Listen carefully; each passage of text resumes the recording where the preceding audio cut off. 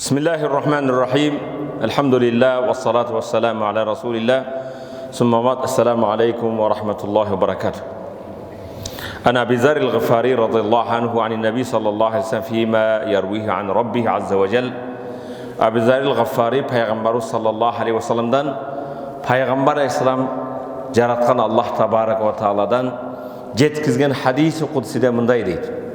Ya ibadi, o pendelerim, inni harramtu zulme ala nefsi, men özüm bendelerge zulüm kılıudu özüme haram kıldım deydi Allah Teala.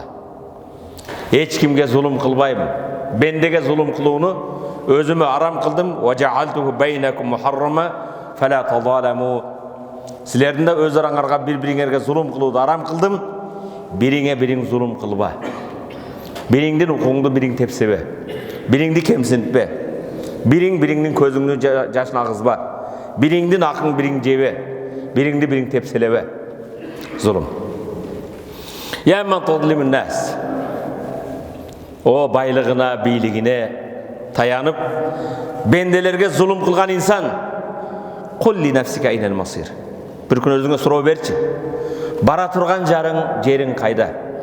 Kaçan zulüm kılasın? Kayda barasın? Peygamber sallallahu aleyhi ve sellem mınday deydi. İttaqu zulme fe inne zulme zulmatun yevmel kıyame. Zulüm kılıudan saktangıla, alыс bolgula. Albatta bir bendege zulüm kıluu kıyamatta senin cennatка bolgon joluңду karаңgı kıla turgan tün bolup kaladı.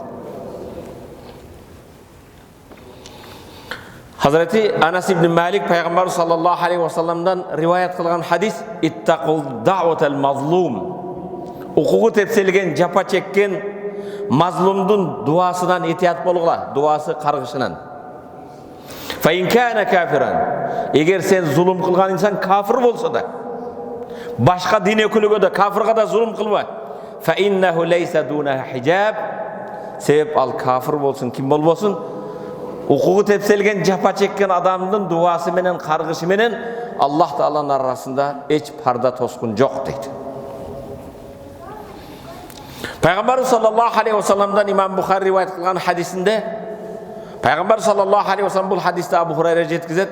Allah Teala mınday deydi: "Salasatun ana khasmuhum yevmel kıyame." Üç türlü adamdın kıyamatta karşısı menmin.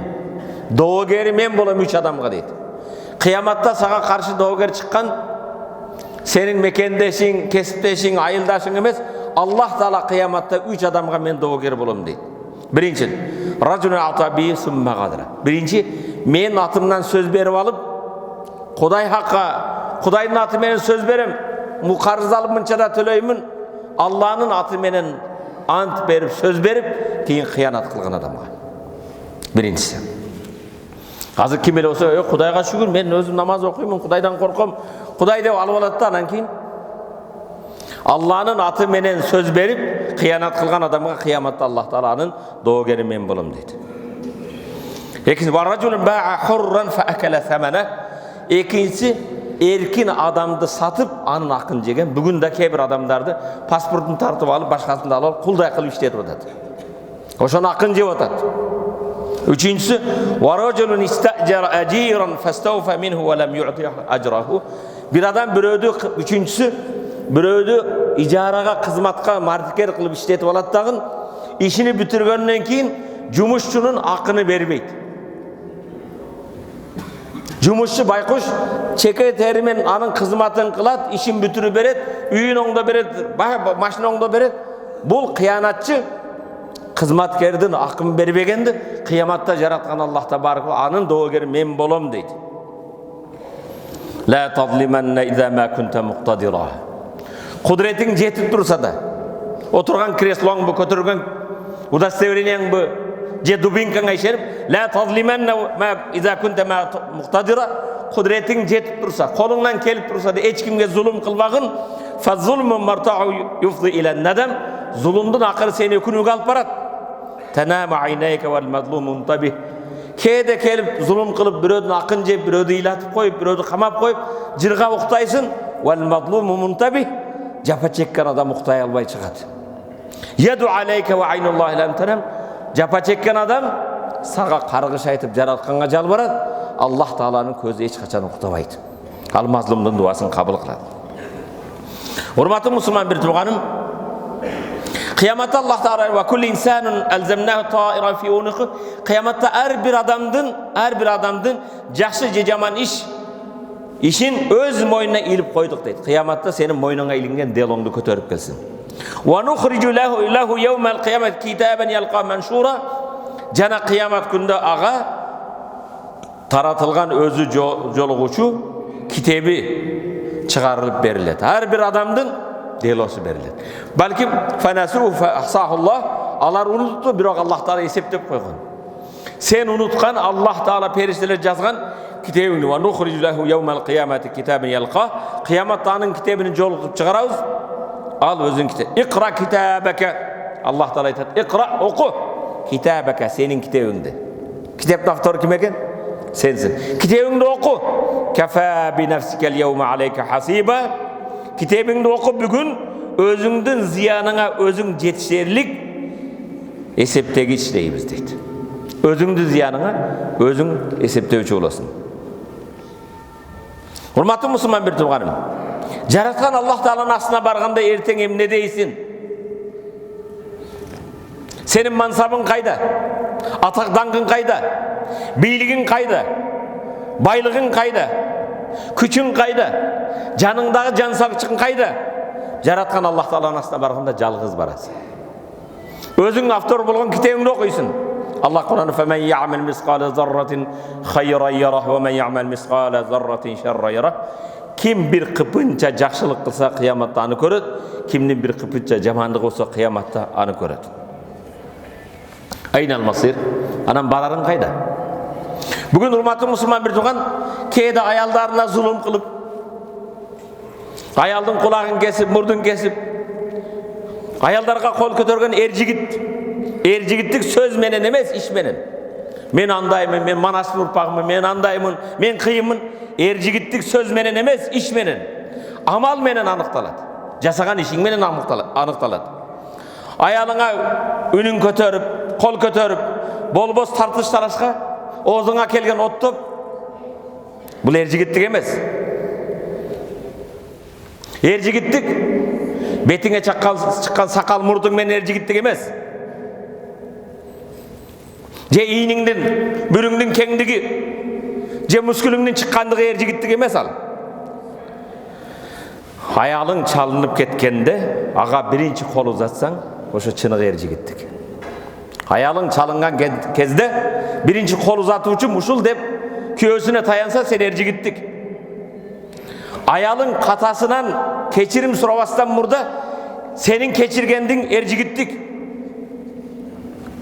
Аялың сөйөнер тосы екенін сен деп білсе, ошол ержігіттік.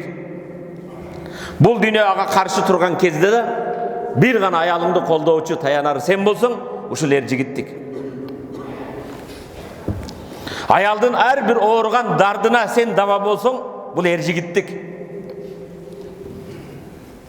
Аялың башыға түшкен қиыншылықта, проблемада бірінші ұшыға қайрылам деп сен ойласа, ал ержігіттік.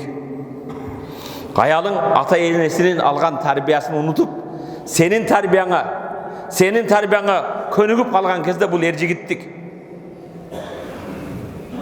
Аялың сенің бір қауырғаңнан жаралған зайып екендігін білу, ал бір аял жоқ болса, бір қауырған кем екенді білу, бұл ержігіттік.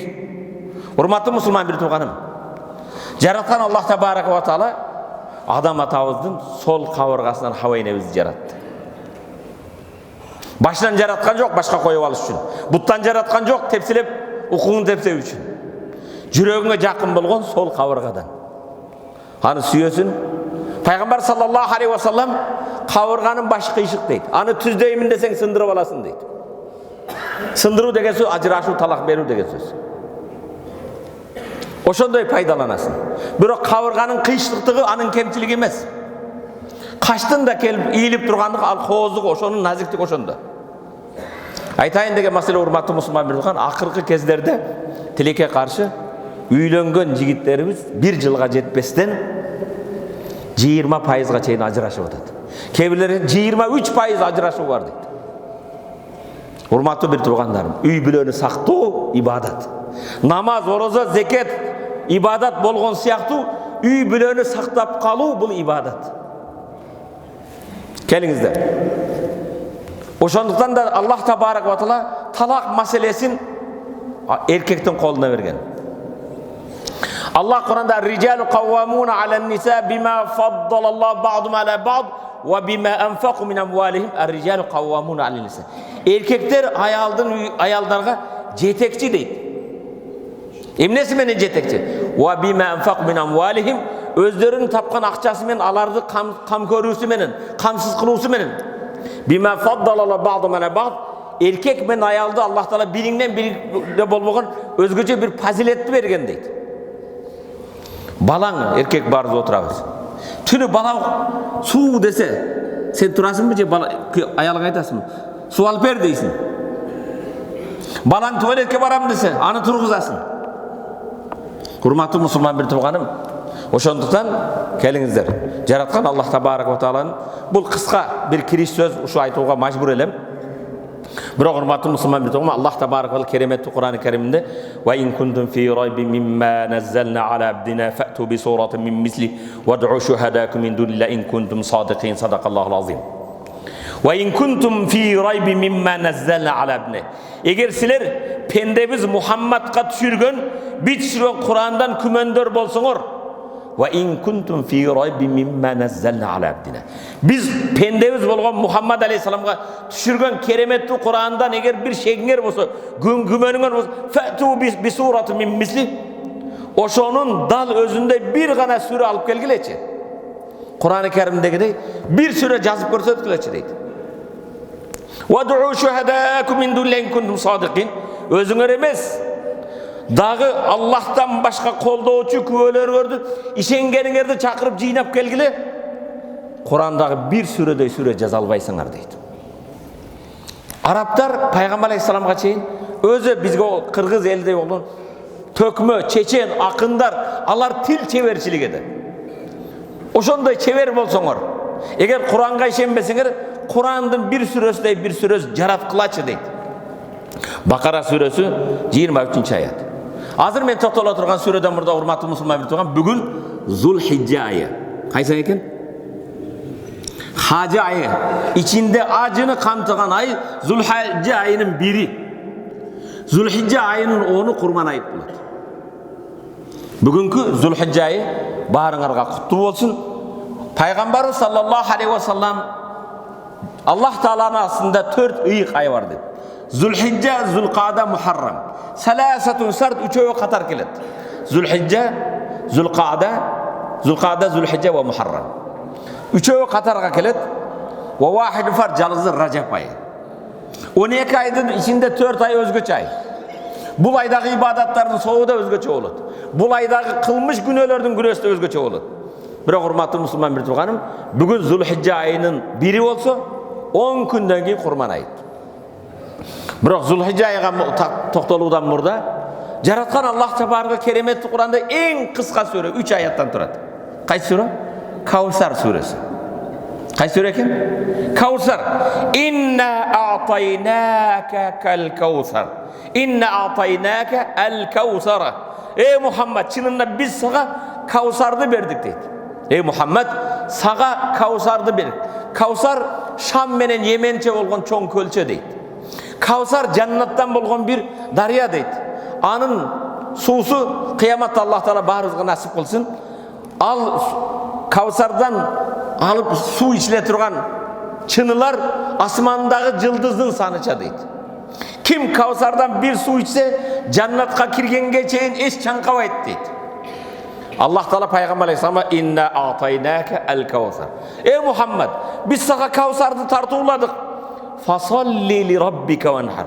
Аллах сага ушундай сыйлыктарды берген, Каусар көлүн берген Аллах Таалага фасалли окугун ли раббика. Намазыңды Раббың үчүн оку. Кудайга окугун. Эл көрсүн, кожо көрсүн үчүн эмес. Намазды ким үчүн окуйбуз? Кудай үчүн. Фасалли ли раббика. Раббыңа намаз оку, ванхар, курмандыгыңды чал.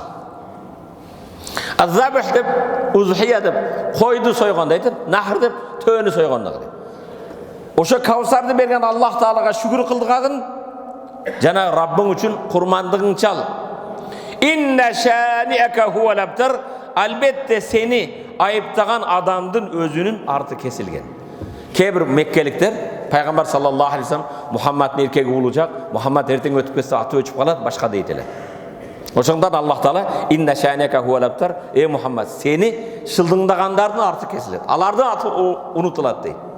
Bugün 14 kılımdan beri eşhedü en la ilahe illallah ve eşhedü enne Muhammed Resulullah. La ilahe illallah Muhammed Resulullah. Cebrail Aleyhisselam ey Muhammed Allah Teala senin atыңды жаратқан қандай көтергенini bilesin mi deydi. Allah özü biluvchi dese Allah Teala aytadi ey Muhammed qaysi жерде менің атым аталса senin atыңсыз аталбайды deydi. La ilahe illallah imanға келуге жетіспейді Muhammed Resulullah болмаса. Azanda olsun, takbirde olsun. Her bir yer la ilahe illallah Muhammed Resulullah. Eşhedü en la ilahe illallah ve eşhedü enne Muhammed Resulullah. İnna a'taynâkel kevser ey Muhammed sana kevserdi verdik. Fasalli rabbike venhar Rabbin için namazını oku. Jana kurbanlığını çal. İnne şani'eke huvel abtar. Senin düşmanların artık kesilgen. Köngül vurgulayım hurmatlı Müslüman bir toğan. Allah Teala jana ayatı bekerge okugan jokmu. Eğer biz bendebіз Muhammedға düşürген ayat Kur'an'a şektensеңер, oşonday bir süre jaratkılaçı deydi. Kur'an'daki en kısa sure. Kavsar suresi adadı kelimat. Kavsar suresi inna atayna el kavsar fasıl sanaganda 10 sözden tüzülgen bir söylem. Qancha sözden eken? Kavsar suresi 3 ayat bolsa 10 sözden turat eken. Adadı kelimat 10 kelimat. El-aya la tazammer min huruf l-hicayye. Bul inna atayna kal kavsar fasalli rabbike venhar. Qarasanız 10 ile tamgadan bolgan bardı. İşletilgen tamgalar 10 tamgadan, başka 10 tamgadan aşağı tamga koldanılgan emas. Vel-aya saniye tazammer min huruf l-hicayye 10 huruf. Vel-aya salis 3. Hurmatlı Müslüman bir toğanım. Kavsar suresi en köp kaytalangan aksar huruf tekraran fi suratul huve alif. En köp kaytalangan tamga alif eken. İnna a'tayna el kevser fasal. Alif tamgası A tamgası 10 jolu kaytalanıptır.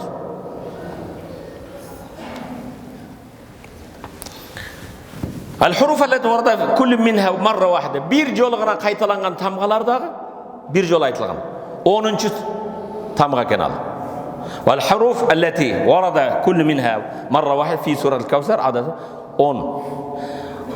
جميع آيات السورة ختمت بحرف الراء. أربر إنا أعطيناك الكوثر فصل لربك وانحر إن شأنك هو الأبتر. أربر sözdün bütüsü R tamgası menen bütken. R tamgası Arap tilinde alif B T S dep sanaganda 10. tamga menen bütken. Kur'an-ı Kerim'de R suresi menen ayaktagan sürelerдің sanı dağı 10 eken. Kur'an-ı Kerim'de R tamgası menen ayaktagan sürelerдің sanı dağı 10 ta. Emne üçün 10 dep atabız? Fasalli li rabbike venhar. Rabbin üçün namaz okup kurmandık kıl degen Zulhicce ayının 10. günü. Kurban ayı qaysı günü eken? Zulhicce ayının 10 günü. Al kurmandık günü. Eğer Kur'an'daki en kıska Kavsar suresinde uşunday sırlar bolsa, uşunday Allah'ın mucizası bolsa, başka surelerde kanday keremetli mucizeler var, anı oylanıp görünüz. Ve in kuntum fi raybin mimma nazzalna ala abdina fa'tu bi suratin min mislih. Eğer Muhammed Aleyhisselam'a düşürülgen Kur'an'a dağile şeklenseniz, Kur'andağıday bir süre tüzüp görgüleçi. Ve du'u şuhadakum min dullahi kuntum sadiqin. Özüңөр elemez, işengen bardı güveleňerdi çakırıp görgüle. Hurmatly Müslüman bir turgan, bugün toktala turgan suremiz keremetli Kur'anda vel fajr. Fajr suresi. Vel fajr Allah Taala antiçemin bağımda taң жүрgen kezge deydi. Qaysı fajr dese Zulhicce ayının 10. gününü aytadi. Qaysı eken? Zulhicce ayının 10. Vel fajr ve leyalin aşır jana 10 tünge ant içem deydi Allah Taala. Tankı namazga tangan ant içem 10 keçеге ант ичем. Ва шафъ вал витр. Витр так болгондо жүп болгон окулган намаздарга ант. Урматтуу мусулман бир тууганым, Зулхиджа айынын 10 күндүгү ыйыктыгынан Аллах табарак Зулхиджа айынын бамдатына жана 10 кечесине ант болсун дейт. Биз Кадыр түндү 23, 25, 27, 29 үмүт кылып Кадыр түндү тособуз. Кээде Кадыр түн так таппай калышыбыз мүмкүн. Бирок 10 кече бул ачык айкын. Бүгүн Зулхиджанын бири, ушул 10 күн кереметтүү биздин айлардын ичинде эң улуу айлардан. 10 күндүн түнү күндүзү ошол биз Кадыр түн сыяктуу эң ыйык күн булар. Пайгамбар саллаллаху алейхи ва салламдан Ибн Аббас радияллаху анху айтты: "Кала Расул, ма мин айямин ал-амал салих фи ахабби илаллах мин хазил аям." Пайгамбар мындай дейт, көңүл бургуза. "Ма мин айямин ал-амал салих фи ахабби илаллах мин хазил." Ушул 10 күндө болгон амалдардан, Зулхиджа айынын 10 күн ичинде болгон амалдардан, намаз болсун, орозо болсун, зекет болсун, кайрымдуулук болсун, ата энеңди сыйлоо болсун, 10 күн ичинде жасалган салих сооп амалдардан жакшыраак, сүйүктүүрөөк амал Аллах үчүн жок дейт. Жараткан Аллах Таала үчүн ушул 10 күн ичинде жасалган амалдан сүйүктүүрөөгү, жакшыраагы жок дейт. Кали я Расулаллах, сахабалар айтты: "О Аллахтын элчиси, бул 10 күндө жасалган амал сооп иштерден валал жихад фи сабилла, Кудай жолуна жихадка чыгуу да жакшы эмеспи?" деди. Себеп сахабалар билет эле, динди коргоо үчүн, динди таркатуу үчүн пайгамбар менен жихадка, газатка чыгып эң улуу ибадаттардан деп түшүнөт да. Ошондуктан о Аллахтын элчиси, 10 күндө болгон амалдардан жихадтагы өтө албайбы деди. Кала пайгамбар: "Валал жихад фи сабилла, Кудай жолуна чыккан жихадың да тең келбейт бу күнгө" деди. Илля бирок тең келет кайсы? Илля ражулун хаража би нафси ва мали фалам яржи мин залика би шейин. Бирок Аллах жолуна малы мүлкү менен дүнүйөсүн Кудай жолуна берип, жаны менен чыгып, дүнүйөсү да өзү да кайтып келбестен шахид болуп өтүп келсе, ушул 10 күндүк амалга тең келет деди. Сизди бүгүн эч ким жихадка чакырган жок. Бирок урматтуу мусулман бир турган, ошо жихадтан жакшыраак 10 күнгө жеткизген Аллах Таалага шүгүр кылың. Зулхиджа айынын бүгүн 10 анык. Биринчиси, 10 күндө болгон орозо кармайсызбы, садака кыласызбы, зекет бересизби, кайрымдуулук эмне иш кылбаңыз, Аллах жолуна чыккан жихадтан да жакшыраак күн. Анна Наби саллаллаху алейхи ва саллям кана якул: "Инна Аллах азза ва джалла юбахи бил малаика ашията арафа би ахли арафа." Аллах Таала Зулхиджа айынын 9-чы кечеси ажылар, дүние жүзүнөн барган ажылар Арафат тоуна чыкканда Аллах Таала Арафаттагылар менен периштелерге сыймыктанат. "Унзур иля ибади, бу бенделериме карагыла. Атауни шу'сан губра, чаң болуп, чачтары тармал болуп келишти. Булардын сураганын берем. Күбө болгула, мен булардын күнөөсүн кечирдимин" дей турган күн. Урматтуу мусулман, "Инна азамул аyyam индаллах табарак ва таала яумун нахр сумма яумул қар." Пайгамбар айтады, Аллах Тааланын астында күндөрдүн эң улуу күнү Курман айт күнү дейт. Яумул қар, Курман айттан кийин ажылар 2-3 күн Минада турган, карар болуп турган күндөр дейт. Зулхиджа айынын 10 курмандык, 11, 12, 3 күн курмандык болот. Ошо 3 күндө айтат. Эң улуу күн курмандык күнү, андан кийин 3 күн. Урматтуу мусулман бир тууган, курмандыкты Кудайга шүгүр азыр ниет кылып коебуз. Алдын ала ар кимиз курмандык деме кылып. Бир талаба өзүнүн устазынан сурат: "Устазым, курман айт туура келет жаңы астыбызда. Эң биринчи эмнени курмандык кылайын" деп. Жамаат көңүлгү. "Устазым, мына 10 күндүк келди. 10 күндөн кийин курманды айт күнү экен. Эмнени курмандык кылсам болот?" деп сурады. Биринчи устаз айтты: "Балам, сен курмандыктан бурун эң биринчи ушак менен гыйбатты. Бирөөрдүн артынан ушак айтканыңды, гыйбат кылууңду курмандык кылып союп сал. Сен курмандык кыла турган нерсе туура эмес, жаман. Мен да менин бүгүнкү угармандарым айтарым, 10 күндүктө урматтуу мусулман, эң сенин биринчи курмандыгың сен кирип жаткан жаман сайттарды курмандык кыл. Сен көрүп жаткан жаман фильмдерди, кинолорду курмандык кыл. Sen жаман досторыңды içkilikке берилген, seni саунаға, seni başka жаққа жаман арам жолға чакырган досторыңды курмандык кыл. Бирөөдүн акын жегендикти курмандык кыл. Бирөөгө зулум кылып, бирөөдүн укугун тепсегенди, бийлигиңе, байлыгыңа таянып, бирөөдүн көз жаш агызгандыгын курмандык кыл. Адамдардын акын таразынан алдап жегениңди курмандык кыл. Кошунанын акын жегенди, кошунанын жерине бир карыш, жарым карыш өтүп алган зулумдугуңду курмандык кыл. Эгер ушул жогоруда айтылган нерселерди курмандык кылбасаң, 10 күндөн кийин сен курмандык кылган кочкордун соона жакшы жетпей каласың. Анын пайдасы болбой калат. Бул 10 күндүн ичинде жасалган амалдар эң сүйүктүү амал боло турган болсо, урматтуу мусулман бир тууганым, ушул жогоруда айтылган жаман кылык жоруктарын курмандык кылып сал. Андан кийин кочкор соёсунбу, бука соёсунбу, ошонун курмандыгынын пайдасы да жакшы жетесин. Бирөөсүр устазым курмандык келаткан болсо, айт майрамына эмне сатып алайык дептир.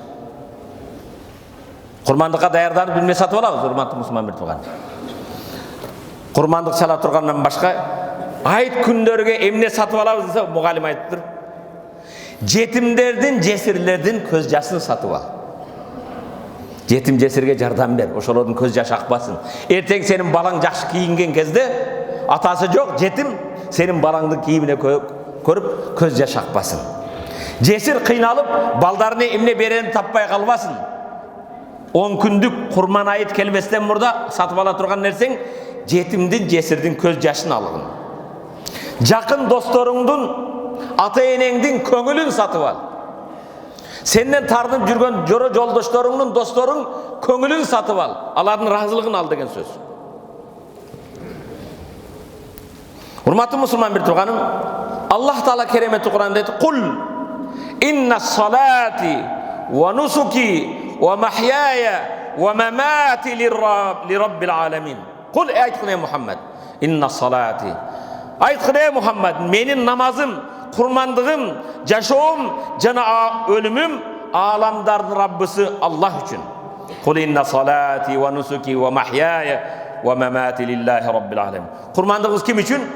Албетте менин намазым да, кылган курмандыгым да, жашоом да, өлүмүм да аламдардын Раббысы Аллах үчүн. Ла шарика лаху. Анын шериги жок. Ва бизалика умир ва ана аввалул муслимин. Анын эч бир шериги жок. Мен ушуга буйрулдум, жана мен мусулмандардын эң алгачкыларданмын деген. Инна а'тайнакал каусар. Эй Мухаммад, сага каусарды бердик. Фасалли ли раббика ванхар. Ошо каусарды берген Раббыңа намазыңды окугун. Ванхар, курмандык качан соебуз? Намазга чейинби же намаздан кийинби? Оку, андан намазыңды сой. Намазыңды оку, андан курмандыңды сой. Намазга чейин союлуп калса, жөнөкөй садака болуп калат. Инна шаника хуал абтар. Албетте сенин душмандарың сени аты өчүп калат дегендердин арты кесилген. Лан яналаллаху лухумуха вала димауха. Аллахка сенин курмандыгыңдын эти да, каны да жетпейт. Лан яналаллаху лухумуха вала димауха. Аллахка анын курмандыгыңардын, силердин эти да, каны да жетпейт. Валакин яналуху ат-тaqwa минкум. Бирок силерден Аллага жете турган нерсе, силердин такваңар, ниетиңер. Эмне үчүн? Этин өзүң жеп жатасың. Аккан канага атат, бирок сенин ниетиң Кудай үчүн курмандык кылып атасың. Хач сүрөсү 37-чи аят. Айша энем айтты: "Ма амила адами мин амали йаумин нахр ахаб илаллах мин ихрaqid дам." Пайгамбар саллаллаху алейхи ва саллям айтат: адам баласы курман айт күнү эң жакшы кылган амалы курмандыгынын канын агызуу дейт. Иннаха латати яумал кияма би куруниха ва аш'ариха ва адлафиха. Кыяматта сиздин курмандыгыңыз кандары менен, жүндөрү менен, туяктары менен, мүйүздөрү менен келет. Ва инна дама ла яqa мин Аллах бима кана qabla an yaqa min al-ard. Сен курмандыгыңдын, чалган курмандыгыңдын каны жерге тийбестен ал Аллах табарак ва таала жетет ниетиң. Бима кана qabla an yaqa min al-ard. Fatibu biha nafsan. Ошондон курмандыкты чалганда чын жүрөктөн разылык менен чалгыла. Сүйүнүп Кудайым ушуга жеткизди. Урматтуу мусулман бирдиган, азыр эскертип жатканым курмандыкка даярлайык деп даярданалы. Декабрдын 10 келген кезде кандайбыз? 20-сында же декабрдын башынан жаңы жылды тосууга даярданасың. Кандай тособуз, кантип тособуз, ким менен тособуз? Классташтар мененби, аяштар мененби, үй бүлө мененби? Эми динибизде эки майрам бар. Ороз айт, курман айт. Эң улуу майрам курман айт. Курман айтка кантип даярданабыз, урматтуу мусулман бирдиган? Ошондуктан бүгүн курмандыкты билели. Мен кече 2 жума Америкада жүрүп келдим. Америкада мекендештерге сабак өтүп. Жараткан Аллах Таала ошо балдардан разы болсун. Жакшынакай тосуп, жакшынакай сабактар өттүк.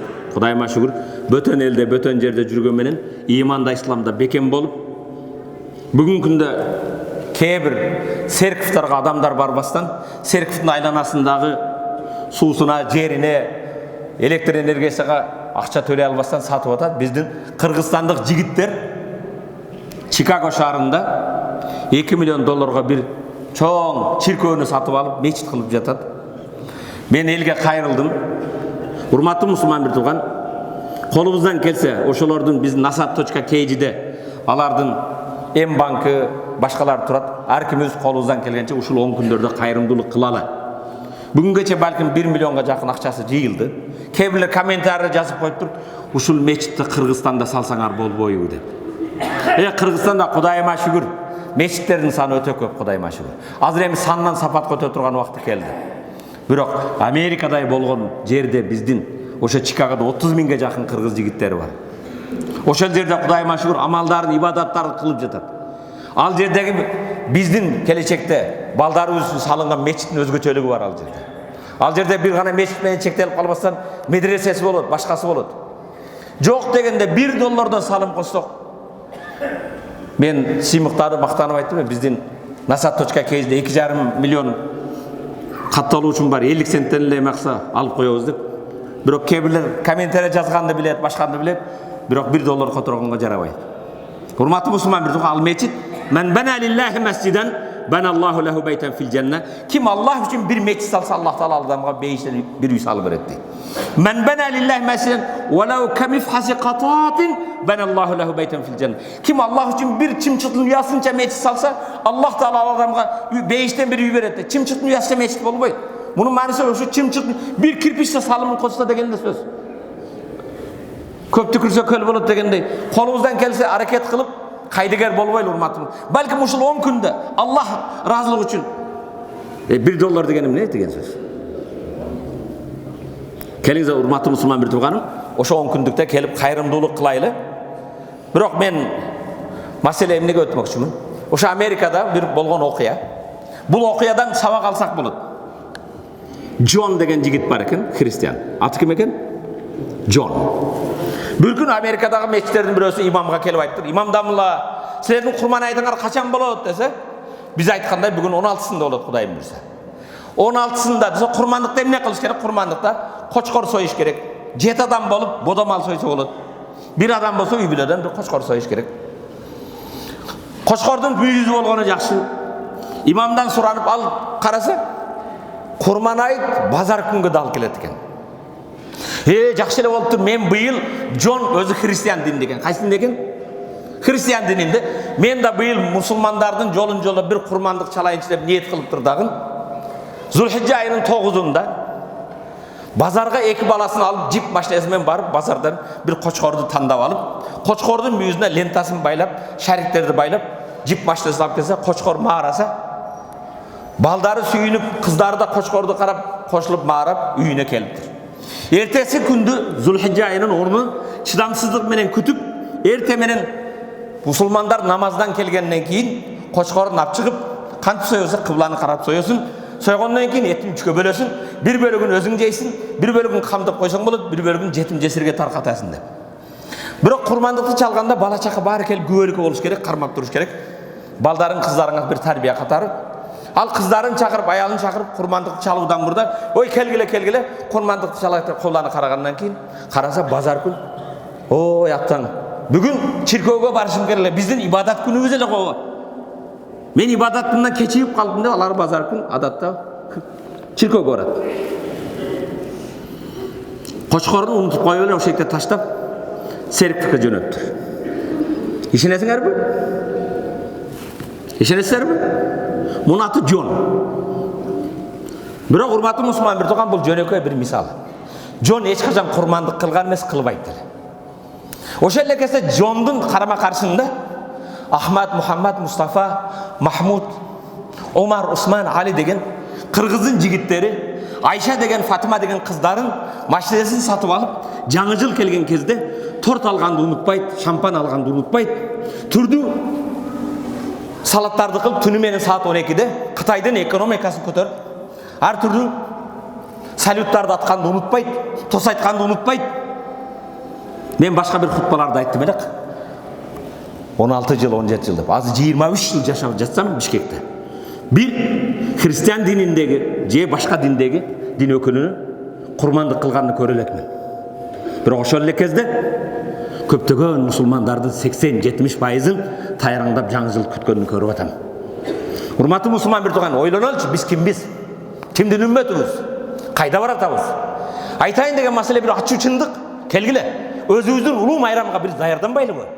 Курмандыкка бир ойлонбойлубу, эмнени курмандык кылабыз деп? Эмнени курмандык кылууду айттым. 10-чу күн келгенге чейин гыйбатты, ушакты, бөлүнүп жарылууду, комментарияга кирип алып, ар кимди ашатып сөккөндү, уят сөздөр жазганды, же болбосо кирип аткан жаман сайтыңды, тараздан алдаганыңды, бирөөнүн акын жегениңди, кошунанын жериге өткөнүңдү курбандык кылбайсыңбы? Келгиле урматтуу мусулман бир тууганым. Пайгамбар саллаллаху алейхи вассалам: "Мен забаха qabla salat falyazbah makanaha ukhra." Кимде-ким намазга чейин курмандык чалган болсо, анын ордуна башка курмандык кылсын. "Wa man kana lam yazbah hatta yusallayna falyazbah ala ismillah." Ким намазга чейин курмандык кылайык болсо, намаздан кийин барып Алланын аты менен бисмилlah. Wa qala rasul: "Man wajada si'atan falam yudahhi fala yaqrabanna musallana." Пайгамбар айтат: "Кимнин кудурети жетип туруп, курмандык кылууга мүмкүнчүлүгү болуп туруп, курмандык кылбаса, биздин намазханага, биздин жамаатка келбей эле койсунчу" дейт. Биздин жамааттан алысыраак болсунчу дейт. Кейде классташың айтат го, сен жаңы жылга келбесең, 20 жылдыкка келбесең кой. Пайгамбар саллаллаху алейхи вассалам кудурети жетип, мүмкүнчүлүгү болгон адам курмандык кылбаса, фала яқрабанна мусаллана, биздин намаз окуган жерге жакындабасын дейт. Кала саллаллаху алейхи вассалам: "Хайрул узхия ал-кабш al-aqran." Курмандыктын эң жакшысы мүйүздүү кочкор дейт Пайгамбар саллаллаху алейхи вассалам. Урматтуу мусулман бир туган,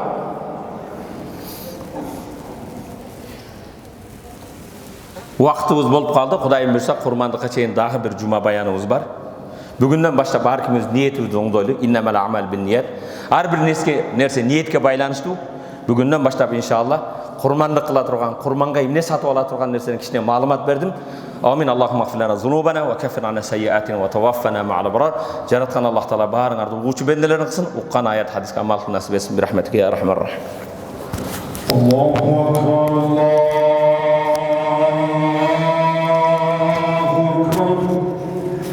Allahu Akbar, Allahu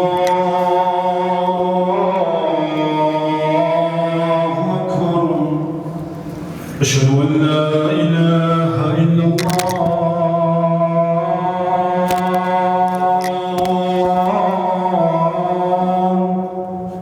Eşhedü en la. Elhamdülillah. الحمد لله نحمده ونستعينه ونستغفره ونستهديه ونعوذ بالله من شرور أنفسنا ومن سيئات أعمالنا من يهده الله فلا مضل له ومن يضلل فلا هادي له وأشهد أن لا إله إلا الله وحده لا شريك له وأشهد أن سيدنا ونبينا وعظيمنا وحبيبنا محمد رسول الله أدى الأمانة وبلغ الرسالة ونصح الأمة صلوات الله عليه وعلى آله وأصحابه ومن تبعهم بإحسان إلى يوم الدين ثم بعد. يا أيها الذين آمنوا اتقوا الله حق تقاته ولا تموتن إلا وأنتم مسلمون. Allah Taala hamd sanalar Peygamberga dürüt ve salamlardan keyin jaratkan Allah Taala imanlılara kayrılığınday deydi. O Allah Taala'nın barlığına bilgi iman keltirgen bendeler Allah Taala'dan Allah kalığınday Allah Taala'dan korkula ve la tamutunna illa ve antum muslimun. Musulman ahvaldagana ölgüle. Hurmatlı Müslüman bir tuğan Peygamber sallallahu aleyhi ve sellem buniyal İslam ala hams. İslam dinimiz 5 nersenin 5 türkünün üstünde turat deydi. Eşhedü en la ilahe illallah ve enne Muhammeden Resulullah. Birinci Allah Taala'nın barlığına birliğine Muhammed Aleyhisselam Allah Taala'nın kulu cana elçiliğine güvenlik veriyor. Ve ikamus salah 5 vakit namazda oku. Ve itaiz zekat baylar malın zekatını veriyor. Ve savmu Ramazan Ramazan ayında oruç kalmau. Vel haccu men istata aleyhi sabila kim kudreti jetse den soğluğu menen tıyın tüpürü menen vizası menen mümkün bolgan adam ömründe bir acamalda atkarı. Al haccu eşhurun ma'lumat hac belgili aylarda bolot Zulhicce ayında bolot. Femen farada fihinnel hacca fela rafasa ve la fusuka ve la cidale fil hac. Hacga bargan adam kim oşol hac ayında özüge hacdı niyet kılıp farz kılar. Ve men farada fihinnel fela rafasa ve la fusuka. Hacga bargan adam uyat söz söylebeydi. Fasıklı dininde tayqı olbaydı. Aram sözlerde söylebeydi. Akarat kılbaydı, sögünbeydi. Ve la cidale fil hac. Hacda tartılıp taşı olbaydı. Ve men farada fihinnel hacca fela rafasa ve la fusuka ve la cidale fil hac. Ve ma tef'al min hayri ya'lemuhullah. Emne jakşılık kılganarda Allah barın bilir. Ve tezevvedu hacga azıktan kıla. Kırgızistan'dan kurut cep olmasam kazı kartalı emez.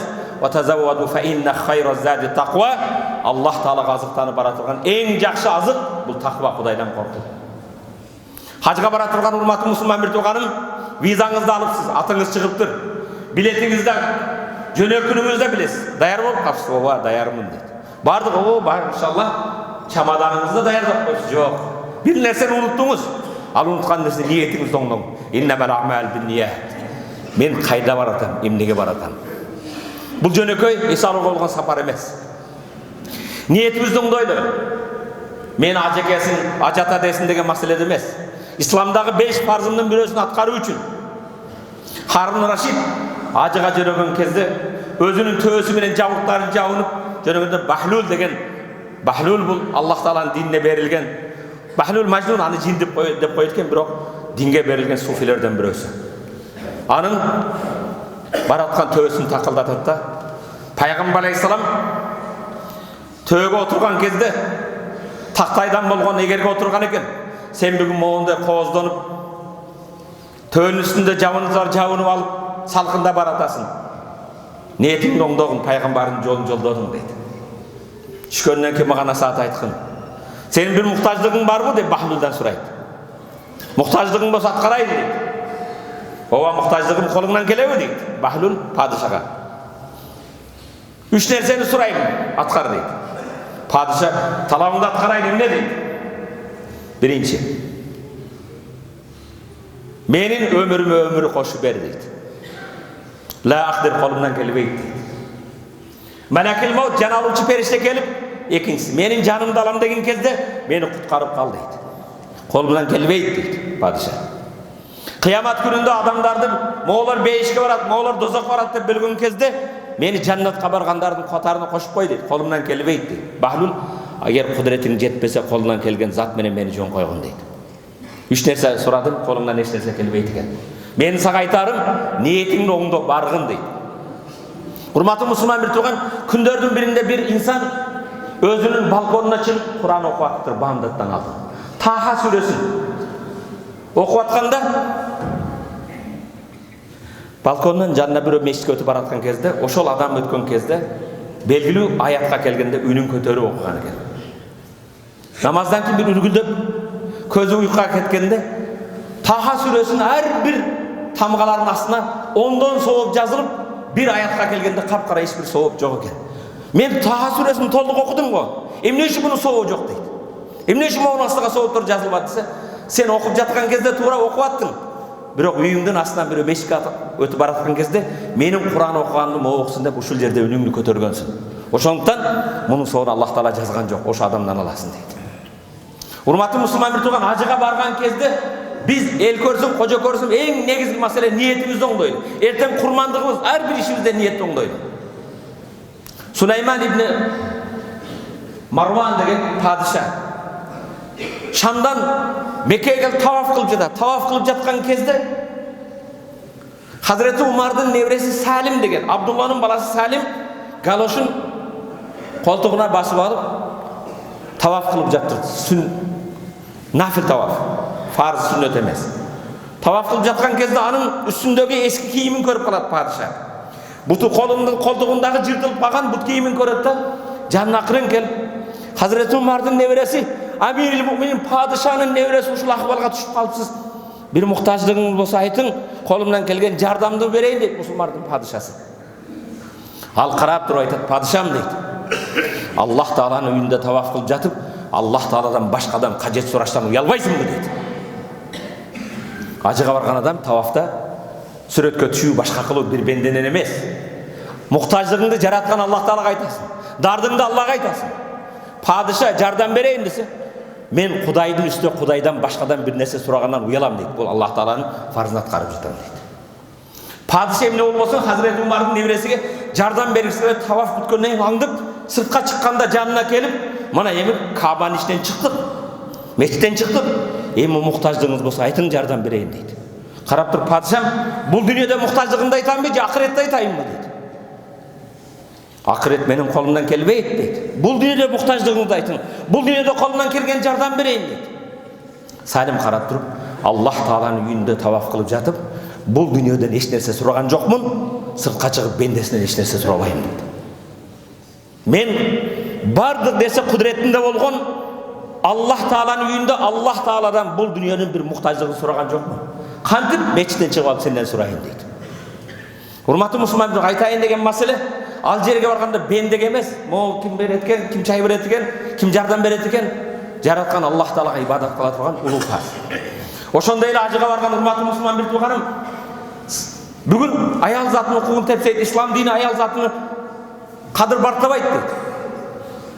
Тавафтан кийин Сафа Марва 400 метр жети жол чуркайбыз. Сафа Марвада чуркаганда бул Хажар эненин чуркаганын элестет. Хажар эмнеге чуркады? Эмчектеги баласы Исмаил ач калган кезде ошого эмчегинен сүт чыкпай калып, балам ачка, баламды багайын деп чуркады. Сен үчүн, мен үчүн, сен ар бириңе силерге да уктабай жатканыңда апаң чуркаган. Сен ооруп калганда уктабастан, сен тойбостон сага чуркаган апаңды унутпа. Апа сен үчүн чуркады. Ошол жерде апаңдын кадыр баркын, кээде апасын капа кылып коюп ажыга барат. Апасын бир айда бир сурап койбой, умрага барып Сафа Марвада чуркайбыз. Урматтуу мусулман бир тууганым, ал жерде чуркагандык отуруп алып алма пиш оозума түш деген жок. Хажар энебиз отуруп алып, Кудайым мага бер десе боло беле? Жок. Баланы багыш үчүн чуркады. Сафадан карады, бир нерсе барбы? Марвага элестеткин 700 метр, 400 метр жет жол чуркады. Бирок кээде сен рызыкты Бишкектен издеп келесиң, Оштон издейсиң, Көлдөн издейсиң, Россиядан издейсиң. Чуркайсың, бирок Аллах Таала Сафадан Марвадан берген жок. Исмаилдин кадамынын астынан замзамды чыгарды. Кудай Таалага табакел кылсын, Кудай берген кезде анын максаты балага жете турган нерселер. Балам ач калбасын, баланын курсагы тойсун деди. Бирок Кудай бергенде чексиз берет. Замзамды берди. Замзам бүгүн жер жүзүгө таркалып атат. Хажар энебиз жерге сиңип кетпесин, замби топтол деди. Жерге сиңип кетти деп коркту. Аял, жакшы аялдын аты кыяматка чейин сөзү калат экен. Хажар замзам деген ал Хажардын сөзү ал. Бирок Хажарды таштап бара жаткан кезде аялдагы күйөөнө жакшы кайрылып үйлөнүш керек. Таштап баратканда кайрылып, бизди кайда таштап баратасың? Бивадин гайри зи зар'ин. Эгин тигин өспөгөн адам жок, бир чөлгө таштап баратасың. Эй, кайда деп Ибрахимге кайрылды. 2-3 жол, үчүнчүсү Аллаху амарак. Бу Кудайдын буйругу дегенде, Кудайды эстегенде карап, ооба, жубайым Кудайдын буйругу үчүн таштап баратам деди. Кээде аялдагы күйөөсүнө жакшы кайрылышын, ушуну кылсак Кудай разы болобу? Могу курмандык кылсак Кудайдын разы болобу? Бу иш кылсак үйүбүздө береке болобу деген нерседе. Ибрахим алейхиссалам балакан жай бата кылды. Раббана инни асканту min zurriyati fi wadin gayri zira'in inda baytikal muharram. Ey Rabbim, men özümdün urpağımdan birösün senin Baytullah'ın canına taşta baratım. Egin digin ösmögön, adam yaşamagan жерге. Ne dedi? Bir duada emneni birinci sırada. Liyuqimus salah. Namaz okusu için dedi. Balaga birinci baylık, beylik, diplom, mansap soraba. Balanga birinci iman sura. Kuday menen bolgan baylanışın emek kılsın. Al жерге barıp da baylama mandat deysin başka. Balama birinci emne sorayt eken biz. İman, Allah menen bolgan baylanışın. Al жерде acıga bargan adam, Safa Marvada жүрген adam atаңдын duasını unutpa. Senin bugün uşunda iyilikке jetkenin, senin bugün bay bolgonun, senin onda uyga jetkenin, diplom kötörgönün, sen bir mansapka jetkenin, uyda oturgan atanın alkış batası ekenini unutpagın. İbrahim Aleyhisselam'ın batası menen oşol жерге Kuday Taala bereke ver. Rabbana liyuqimus salah. Namaz okusu üçün warzuq minas samarat. Kiyinandan keyin artı mömö jemişten rızk suradı. Birinci baldarga rızktan başkadan burada birinci iman tileyli baldar olsun. Allah menen bolgan muamelesi oң olsun dedi. Aqulu qawli hadha wa astaghfirullah li wa lakum. Bu sözümdü aytıp jaratkanга жалбарып, özümdün kemçiligime, cemaatin kemçiligine kechirim suraymın, istighfar aytıp tövbe kılamın. Istighfardın tövbөнүн kabul bola turgan жерinde kezindesiңер, tövbe kılgıla, istighfar aytkıla. Elhamdülillahi Rabbil alamin ve eşhedü en la ilahe illallah ve li salihin ve eşhedü enne seyyidina ve nebiyyina ve habibina ve Muhammed Resulullah sallallahu aleyhi ve ala alihi ve ashabi ecma'in sümme ba'd.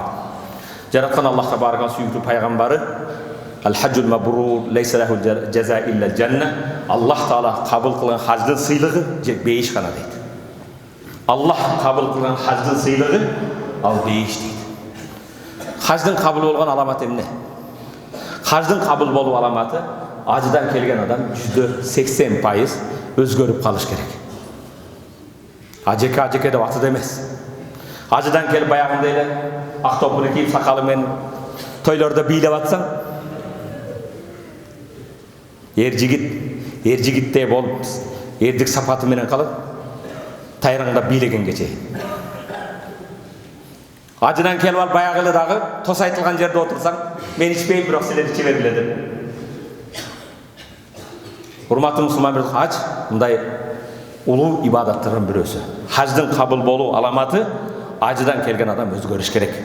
Жақсы жағына өзгөрүш керек. Бұл атандашу башка эмес. Бирөөсү үйгө параболис контент коюп атып бир да. Уста келип алып бияк каратып эмени издеп атса, жыштыкты издеп атса, мага кошуна жака карат дейтимиш. Эмнеге десе, мага кино көрсөтпөй, кошуна көрсө меникиде бар экен дейтимиш. Бирөөсү ажыга барганда, ажы башчы айтып, туруң, бул жерде бир намазың 100 миңге жүрөт, ибадат кылың, башка кылың десе. Men o ibadat meyişim yok, men bana koşuna şu kelse men kelbeyim de şoğa uçaşı böyle keldim deydiken. Uşunday da bolu. Koşuna uçaşı biröөгө körünüp, uşundan kembelem de bu atandaşa durgan nerse emес. Бұл ulu ibadat. İbadatka dayar boluş gerek. İbadattan burada takva degen azıkты жыйнашы. Takva degen nerse senin kiyiminde başka demez. At-takva ha huna. Peygamber takva bu yerde dedi. Ve tazawwadu fe inne hayra zadi takva. Vattaquni ya ulil albab. Azık algıla takva degende, akıl eyleri menden korkula diye jaratkan Allah tebaraka. Amin. Allahümme affilana zunubana ve kafirana seyyiatina ve tevaffana ma'al abrar bi rahmetike ya erhamer rahimin. Ve ahimus salat.